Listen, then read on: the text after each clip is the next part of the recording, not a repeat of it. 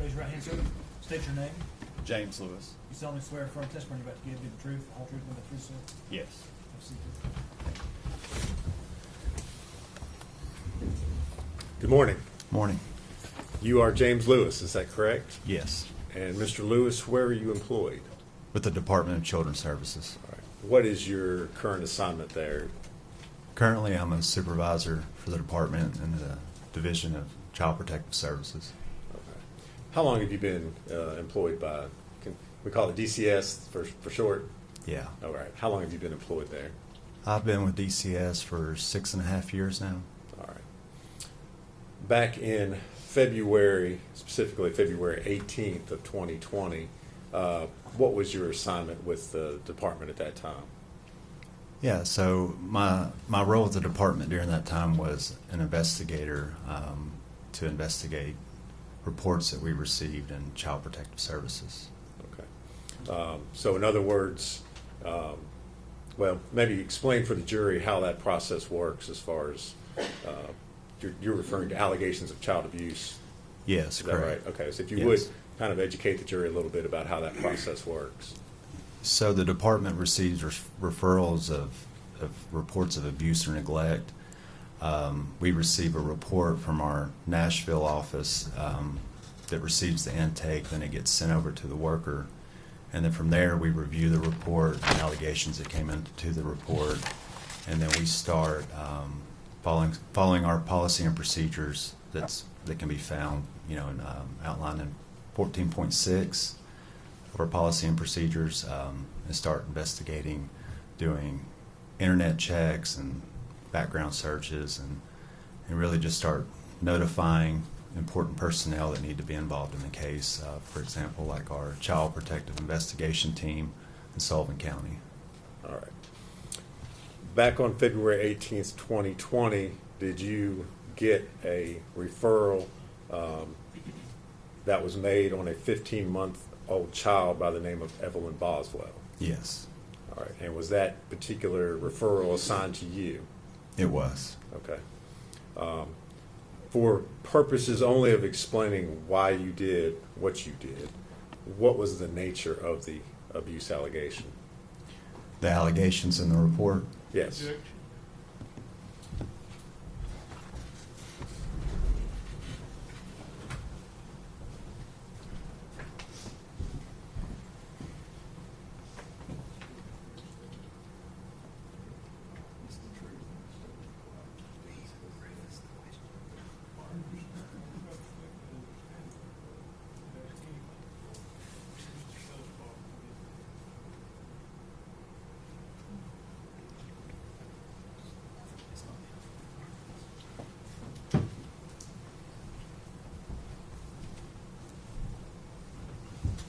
All right. If you would, Go ahead. go ahead. Okay. The allegations that came into the report that day state a lack of supervision and physical abuse. All right. In regards to Evelyn Boswell. Is that Evelyn correct? Boswell, yes. Okay. So after you get the referral, what's the first step you take after that? Typically, the first step when we receive these reports is we would reach out to the person that made the report, and then we would see if there was any additional information that needed to be added or to clarify the report in general. And then from there, my next step was to reach out to any collateral contacts and notify our Child Protective Investigation Team partners. Okay. You used a term or a phrase, collateral contacts. For those of us who don't know, what are you talking about? Yeah, so a collateral contact would be someone that lives outside the home, anybody that would have information to the report. That's what we refer to whenever I say collateral contact. Okay. You've identified, and we've talked about the fact that this referral involved Evelyn Boswell. Were you able to identify who the parents of the child were? I was able to understand that, come to learn that the parents of Evelyn Boswell was, only to my knowledge at that point in time, it was Megan Boswell, the mother, Okay. was the parent. All right. And did you attempt to locate where Megan Boswell was at that time? Yes. Okay. As part of your file there at DCS, do you all obtain birth certificates or other documents that would, I guess, identify who the parents of the child were? Yes, And did you, in this case, obtain a copy of Evelyn's birth certificate I did. as part of your case file? Yes.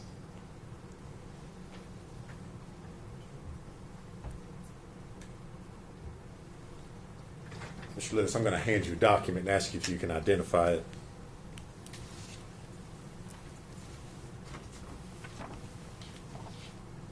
What is it, sir? So this is the certificate of live birth for Evelyn May Boswell, child. Okay. And is that the birth certificate that you obtained of Evelyn for this Yes. particular case? It is. All right. Judge, we would move to make that exhibit. I believe it's 57. No objection? B57.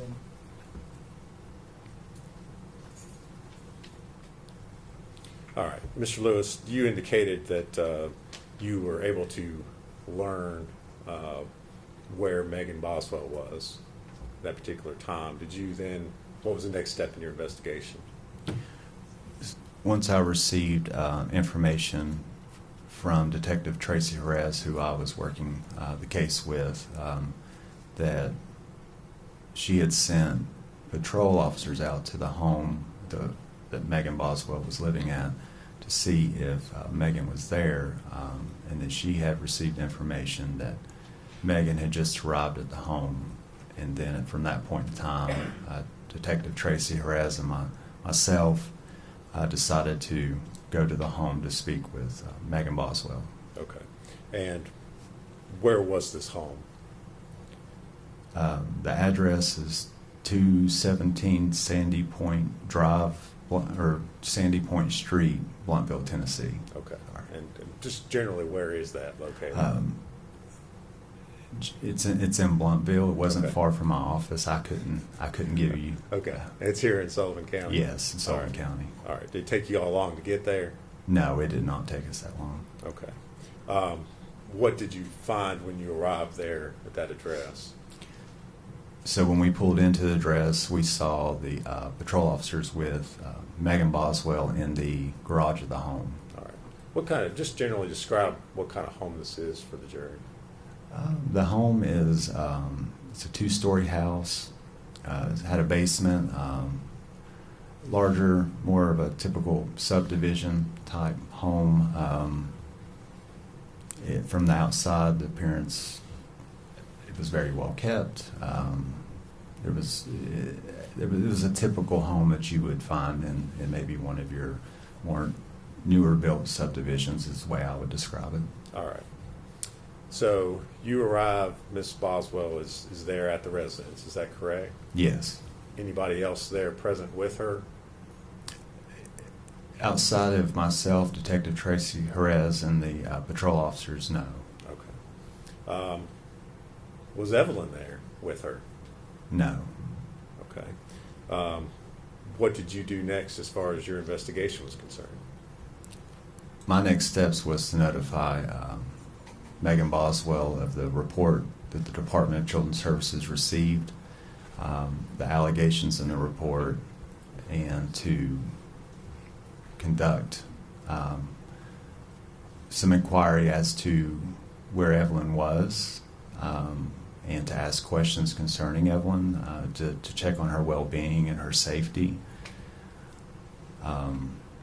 So I initiated the conversation to learn where Evelyn was and to see if we could observe Evelyn to ensure that she was safe and that she was okay. Okay. Specifically, did you ask Miss Boswell where Evelyn was at that particular time? I did. Okay. And what was her response? Megan informed myself and Detective Tracy Jerez that Evelyn was with Ethan Perry. Okay. Did you know who Ethan Perry was at that time? At that time, it had come to my knowledge that he was the alleged father of Evelyn Boswell. Did Miss Boswell tell you that? Yes. She did tell me that Evelyn was with her dad. Okay. Did Megan give you any sort of contact information for how you could get in touch with Ethan? She did not. Okay. What was her demeanor while you were talking to her about her daughter?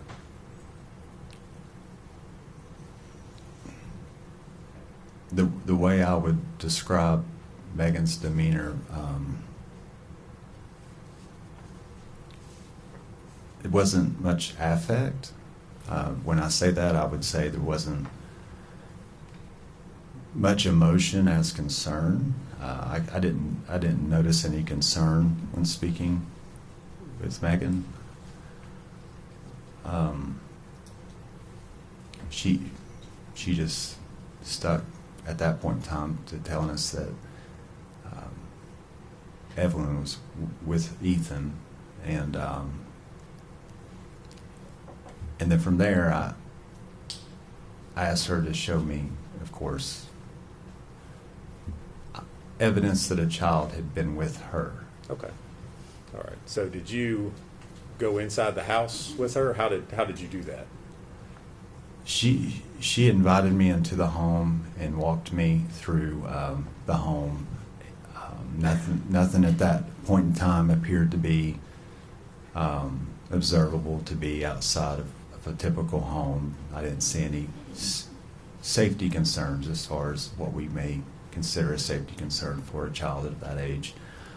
She walked me. I asked to see a crib or a pack and play.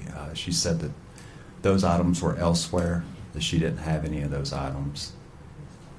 She proceeded to lead me to the bedroom where she could show me some items of Evelyn's. And so I followed her to the bedroom. Okay. All right. And did you observe any items? I asked her what items she did have. She proceeded to tell me that she had an outfit and what she called a memory box. Okay. You said an outfit. Was that one singular outfit? I observed one outfit, yes. Okay. Did you see any other baby items, diapers, No. anything like that? After she showed me the memory box and opened it to observe some of the items in it, and the outfit that was still on the hanger, it was new and it hadn't been worn, and she took me downstairs to show me a sippy cup. Okay. And did you take a photograph or a picture of these items that she showed you? I did. All right.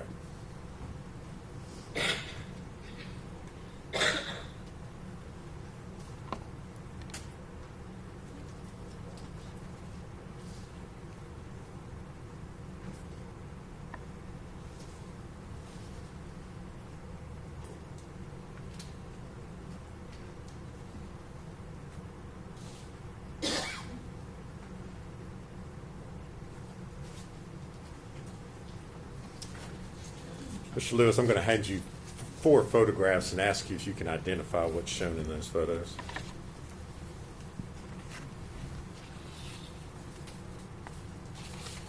Do you recognize those? Yes. What are they photos of? This first photo is the photograph of what she described as the sippy cup. Okay. That's fine. Go to the next one. And then the next photo I'm looking at is the bedroom that she reported to be staying in with Preston Wood. Okay. All right. And the next one. The next photo is the photo of the what she described as the memory box. Okay. Is there one more? And the next photo is the outfit that she showed to me All right. on the hanger. And do you recognize those as being the photos that you took that day while you were in the residence? Yes. And are they true and accurate photos of what you saw? Yes. Judge, we would move to make those exhibits 58 through 61. No objection. We did 4 exhibits, 58 through 61.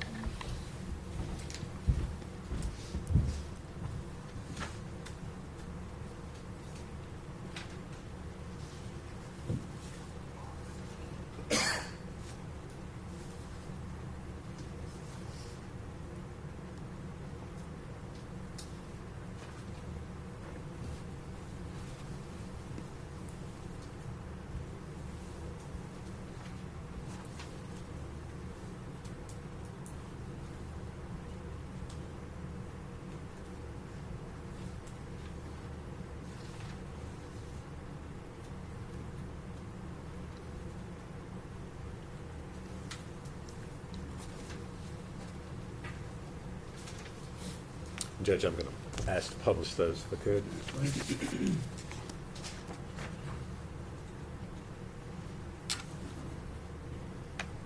Mr. Lewis, I'm showing what's exhibit 58. What is that photo of?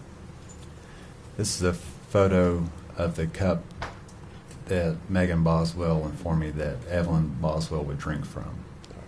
Is that the only kind of dish or spoon or item of silverware that she showed you? Yes. That belonged to Evelyn?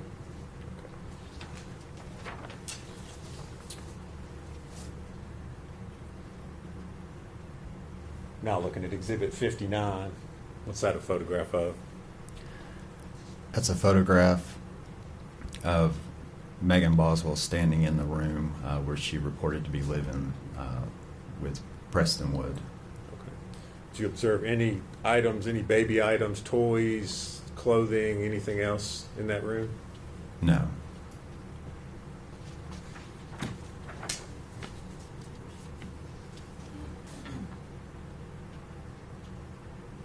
Now looking at exhibit 60, what is that? That is the box that Megan Boswell showed to me that she described as the memory box with items of a rattler, handprint, and footprints of Evelyn. Okay. Did you take any of these items at this time, or did you just take photographs of it? I just took photographs.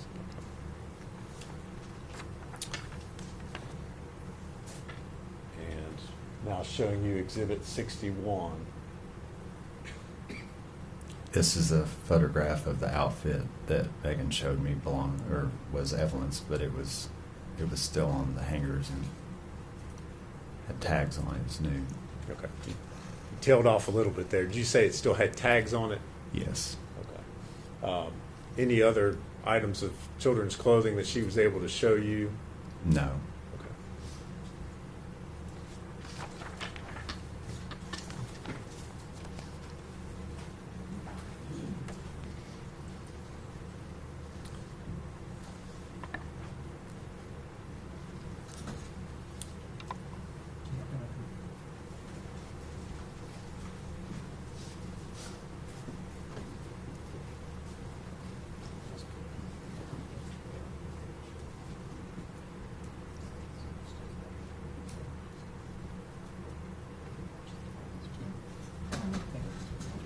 Ladies and gentlemen, I've just been informed your lunch is here, so we're going to stop. We'll be back at 1:15. Mr. Lewis, I'm going to instruct you not to discuss your testimony with any other witness, or allow any witness to discuss their testimony with you. And not watch any of the live stream of the trial. Can you let that now? And come back to 1:15. Yes, sir. So one stand, please.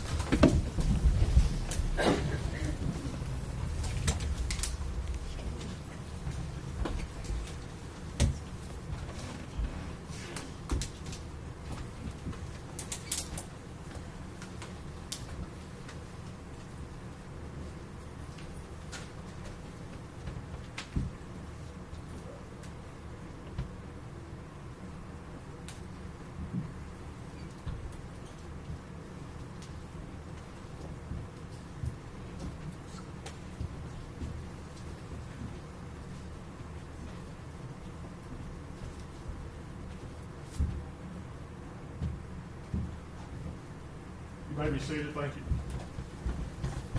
Be recessed to